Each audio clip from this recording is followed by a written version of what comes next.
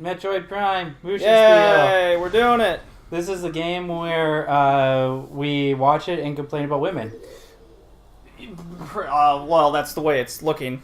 So, I don't know, we got sidetracked, and it turns out that I still really wanted to play it, and you didn't. Yeah. Because this game's really... Well, so I can see why, because the game wanders a lot. Yeah. Big time. There's a lot of... This is the type of game where it's like, to actually be entertaining, you have to know what you're doing. Yeah. I mean, I've played about half the game so far. Yeah. So I'm kind of taking a break from it right now, and we're recording just as we watch, I guess. So I'm explaining to you what's happening in the game, and we got alcohol to enjoy it. This is also another game you can't play drunk because, goddamn, trying to navigate this thing while drunk. I had an issue just playing sober. Yeah, exactly. My God. I've had to have 2 play files. As I've gone in the game, it's gotten less needed. Yeah. I still have 2 play files, so I have one where I wander a lot and figure out where I need to go, and then I have the other one where I record, but there are still moments like this where I'm like, ah, shit. Yeah. Well, we're not looking for like anything that's like picture perfect or anything. So we just don't want to see you like wander around the same maze for 20 minutes figuring out where to go. Yeah, well, it's not just that. It's also because I have played, the first whatever amount of time in Super Metroid, and a lot of it is you have to find the power-ups, whether it be the missile expansions or the energy tanks to increase your life. So I find myself, like, a lot of the game is just wandering, trying to find secret areas just to get these missile expansions so you can survive the later parts of the game. And you'll see that eventually. So, again, I've played half the game upon recording episode 4 here. Or video 4. Nice. Yeah. So this is like still at the beginning. This is like the second planet, is it? Yeah, so the last you left off, we were on that ship that exploded, and as we escaped the exploding ship, we saw pterodactyl lifeform Ridley escaping the ship and going down to this planet. So we're chasing Ridley because Ridley's got all of our special like powers and all that, right? No, we just lost all our Ridley's powers. like one of the main enemies. Yeah. In the series. But he like stole our powers or something. Yeah. So this is me right here. I'm in this area. I see this fucking missile expansion thing. I see these little hologram things. I don't even know what they are. So you shoot them. Oh, well, now you scan them. You have to, and this is probably shoot first, ask questions later. Yeah. So our sanctuary grows by the blah blah blah. It's a lot of all these things are called Chozo lores because we're the people that lived here, I guess, or the Chozo. Okay. And this is like their history left behind kind of deal. Ah. Okay. Yeah. So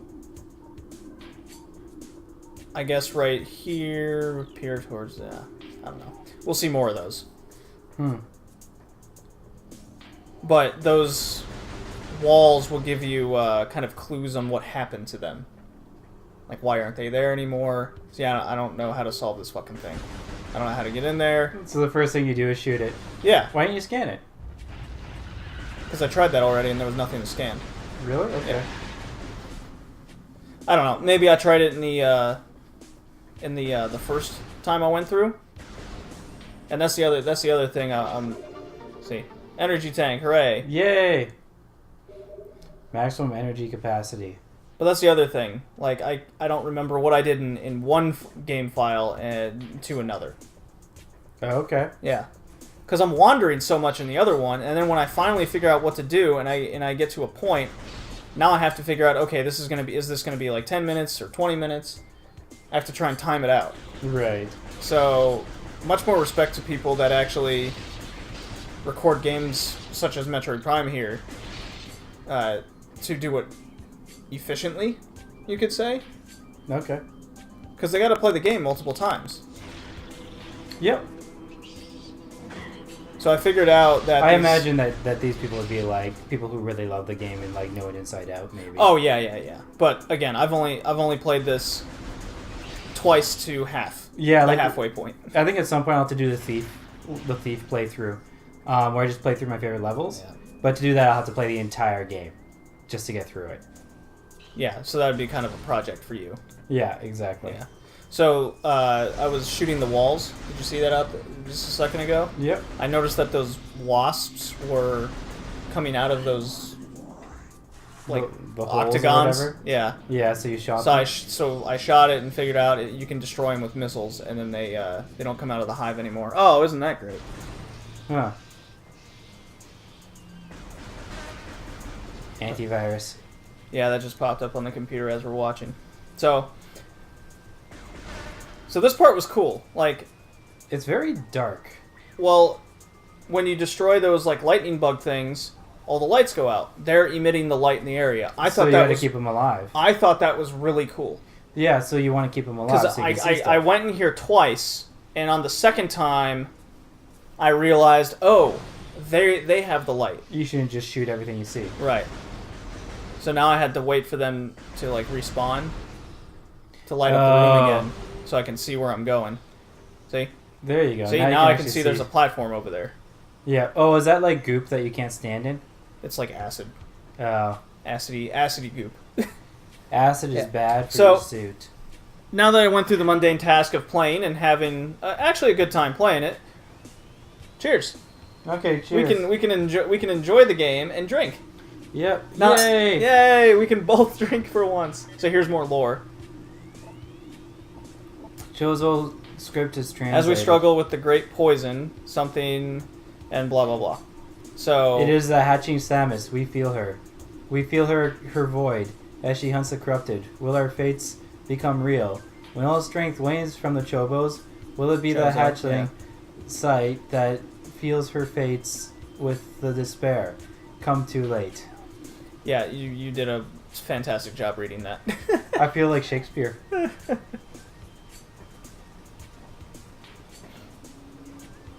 So, I can honestly say, up to this point in the game, like, nothing really makes sense. You're just kind of going through the motions, kind of.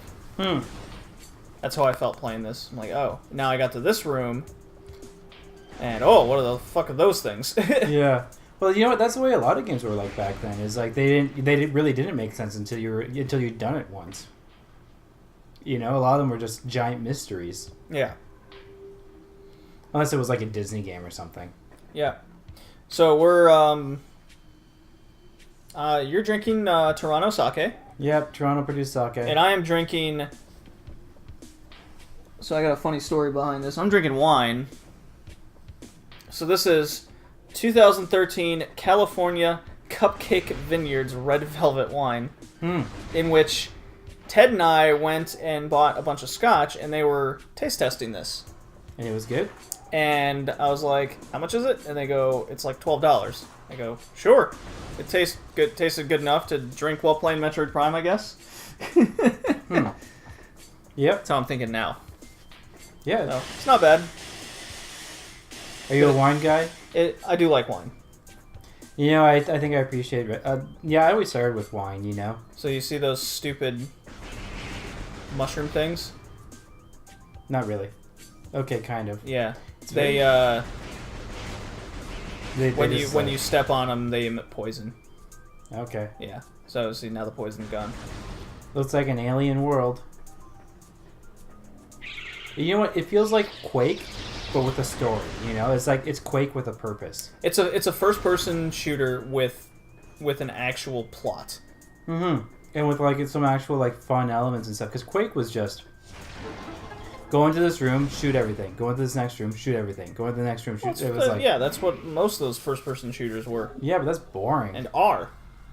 Well, no, because like What's the plot to this? Kill everything that's not you. But this game has like progression. It's got mechanics. It's got like RPG elements almost. You know. Yeah, you are leveling up. Yeah. Essentially.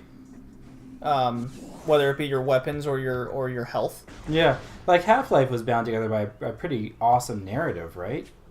Yes. Thief was bound together by like the mechanics actually served the character, who Garrett. Like it was based on a character Garrett, and they based a game around that character.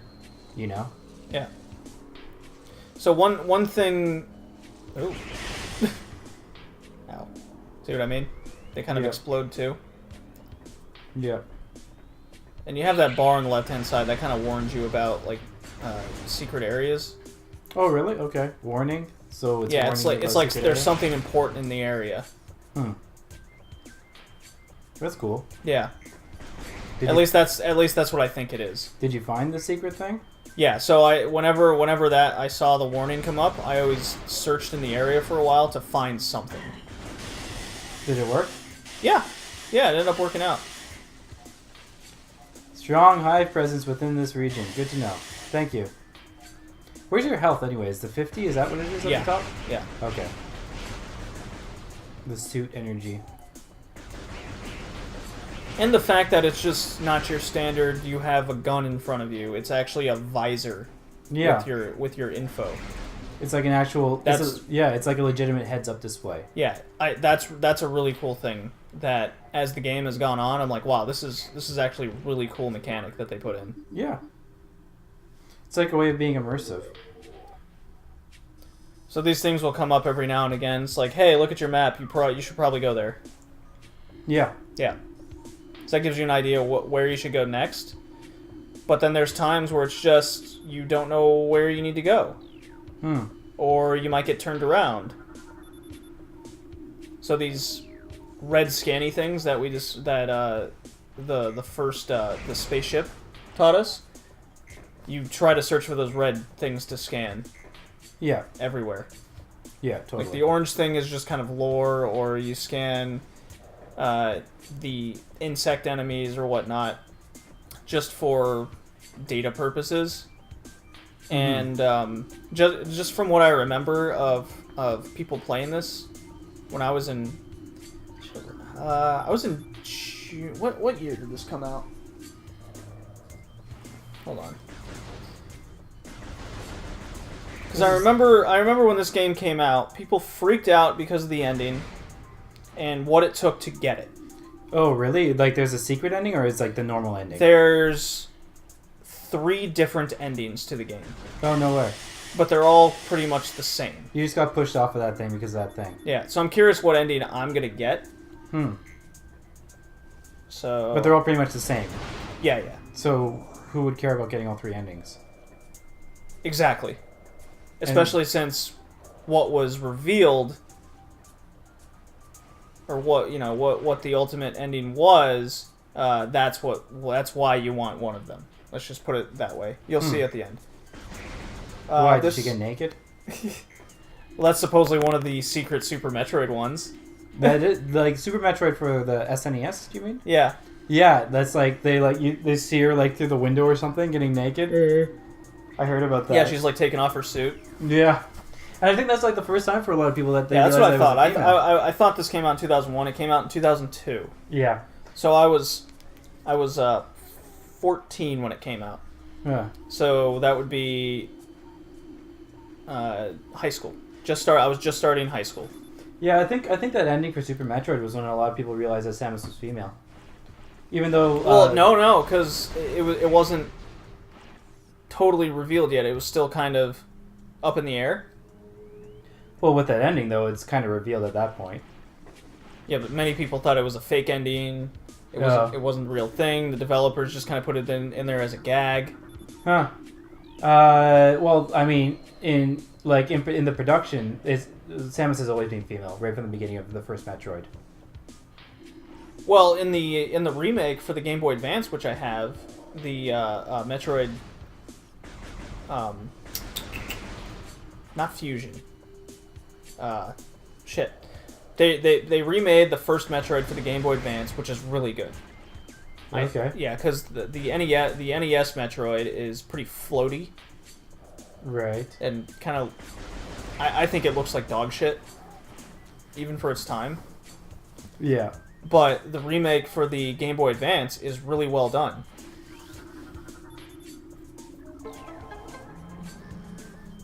And yeah, when you die in there, you clearly see that it's that Samus is a girl, is a woman.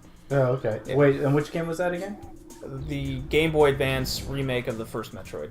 Right. Okay. But at that point, we already knew Samus was a woman. Yeah. Yeah. So apparently, it was one of the things that the actual writers and heads of the Metroid project knew all along, and that just didn't tell anybody, including the other people on the team. Yeah. And so a lot of the programmers didn't even know that Samus was a girl. Yeah, you just have no idea. Yeah, because it had absolutely nothing to do with the first Metroid, but apparently right from the beginning she was always a girl. But I think it's good yeah, more lore. I think it's a testament to, because Samus was just a badass space pirate. Yeah. You know, you didn't there was everyone just assumed Samus was a dude. Yeah, well, I think people were just like, it's default, right? And whenever Yeah. it's default, it's like, it's kind of the default male. Which Yeah. means like not really male, but just kind of So I just got a new power up. just like, yeah, random. Charge beam. Same way that a lot of people say that like a Muppet is male. Like who are the Right, yeah. the monster Muppets? A lot of people are just like, well, they're just guys, right? Because that's the default. Yeah. Yeah, it's always defaulted to a guy. Yeah. And you don't This see is what happens when you get it. Is like they operate all this shit. They activate all that shit. Yeah, and- so it's teaching you to use the charge beam to destroy shit. Like, like these things. So you get your charge beam back. That's cool. Yeah, so as you play the game, you get suit upgrades. Yeah. And didn't they actually like give her a voice in one of the games? Like she actually became a speaking character. I think that was the other M, and a lot of people didn't like that. Yeah, because that's kind of like one of the things about one of the unspoken rules about video game characters is that the second they start talking is the second you stop caring about them, right? Unless they're a really well designed character. All these like really old ones like Mario and Link and all that, they can't talk.